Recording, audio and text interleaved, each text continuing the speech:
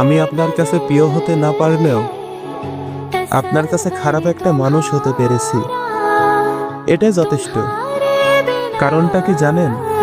আপনি অন্তত বুঝতে পেরেছেন যে আমি আপনাকে পছন্দ করি, আপনাকে আমি ভালোবাসি। বিশ্বাস করুন, আপনি আপনার দিক থেকে রাইট, বাট সত্যি কথা বলতে আমি আপনাকে অনেক ভালোবেসে ফেলেছি।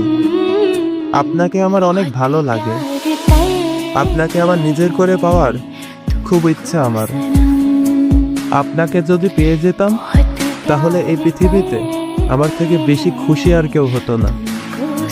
আপনার কাছে একটাই রিকোয়েস্ট, আমাকে পছন্দ না করেন, অন্তত আমাকে ঘৃণা আর অবহেলা কইরেন না।